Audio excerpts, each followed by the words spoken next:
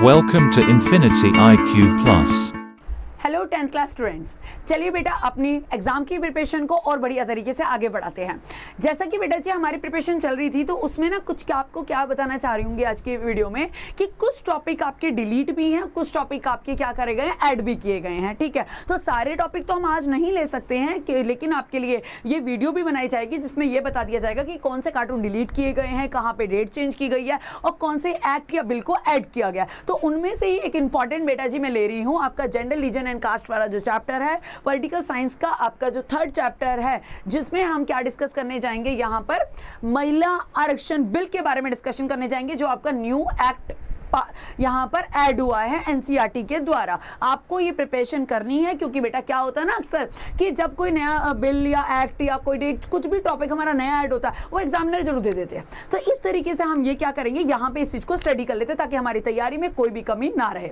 ठीक है, तो यहाँ पे बेटा जी यहाँ पे क्या देखने जा रहे हैं, हम एक बिल देखने जा रहे हैं, वुमेन रिजर्वेशन बिल,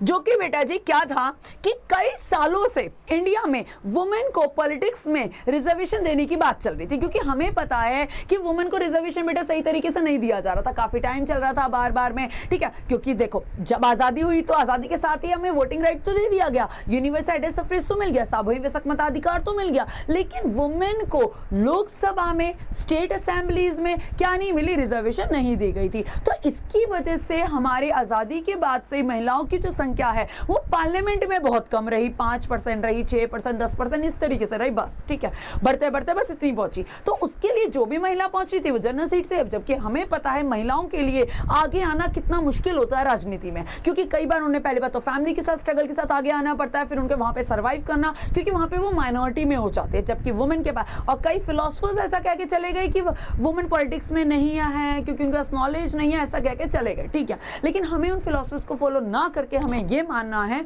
कि वुमेन को पॉलिटिक्स में जगह देनी है। और इसी बात को आगे रखते हुए स्टार्टिंग हुई इस चीज की कि वुमेन रिजर्वेशन बिल को पास करवाया जाए ताकि पॉलिटिक्स में वुमेन की भागीदारी कराई जाए। हालांकि स्थानीय स्तर पे हमने पढ़ा है बेटा 73-74 अमेंडमेंट के द्वारा रिजर्वेशन कर दी गई है वुमेन की 1/3, लेकिन स्थानीय स्तर पर अभी भी सेंटर स्तर पर हमारे लिए नहीं की गई थी। तो इसके लिए क्या किया गया, अब ये बिल देखने जा रहे हैं हम, द कॉन्स्टिट्यूशन 106 अमेंडमेंट 106। ठीक है, यहाँ पे लिखा हुआ है 106 संशोधन किया गया बेटा। ये आपको पता है ना, कई सारे संशोधन हमारे देश में हुए हैं संविधान में, तो 106 संविधान में संशोधन किया गया, popularly known as the women reservation bill 2023। आप इसको लर्न कर लोगे, इसे क्या कहते हैं, महिला आरक्षण विधेयक के नाम से जाना जाता है। 2023 19 सितंबर 2023 को संसद के विशेष सत्र के दौरान लोकसभा में पेश किया गया था। ये डेट याद कर लेंगे, कब पेश किया गया था, 19 सितंबर 2023। इसलिए इस बिल को क्या बोला जाता है, रिजर्वेशन बिल 2023 बोला जाता है। अंडरलाइन करिए इसे।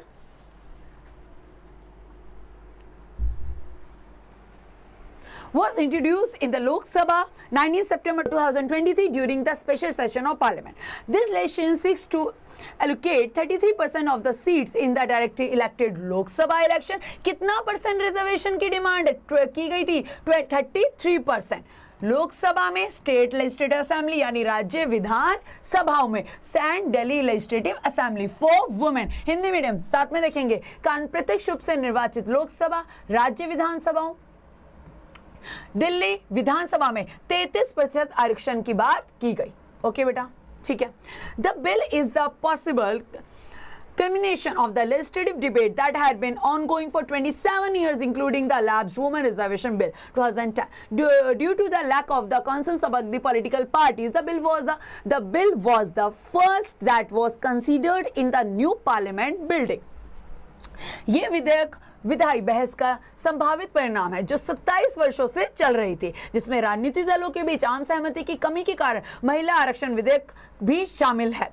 यह पहला विधेयक था जिस पर नए संसद भवन में विचार किया गया था। 20 सितंबर 2023 को लोकसभा में विधेयक को 454 votes in favour and 2 against के साथ बेटा पास किया गया। मतों के पक्ष में और 2 मतों के विरोध में पारित किया गया, यानी पास किया गया। यानी इसके फेवर में कितने वोट दिए गए थे, कितनी बार, 454, और अगेंस्ट कितने थे, 2। ओके बेटा, ठीक है। In the favour and against on 21 September 2023. President Draupadi Murmu signed the bill on 28 September 2023 and the Gazette notification was also published the same day, which made it clear that the reservation will come into force soon after the first delimitation frozen until 2026। इसका क्या मतलब था बेटा जी? अगले ही दिन क्या किया गया? देखो, सबसे पहले द्रौपदी मुर्मू ने साइन कर दिया 28 सितंबर को ही, ओके, और इस बिल को हर जगह पे भेज दिया गया कि इस तरीके से वुमेन रिजर्वेशन बिल अब कर दिया गया। लेकिन बेटा जी इसको पास करने के बाद 2026 से इसको क्या कर दिया जाएगा? एग्जीक्यूट कर दिया जाएगा। डिलिमिटेशन कमीशन आप आगे जाके पढ़ेंगे बेटा जी, ये रिजर्वेशन के लिए करता है, रिजर्वेशन के लिए वर्क करता है। डिलिमिटेशन जो ये देखता है कौन से एरिया की, जैसे SC ST रिजर्वेशन होती है ना, कौन सी सीट SC के लिए कहां पे रिजर्व होगी, कौन सी सीट ST के लिए रिजर्व होगी, ये इलेक्शन कमीशन के साथ मिलकर काम करता है। इस तरीके से आप हिंदी मीडियम भी देख लेंगे बेटा।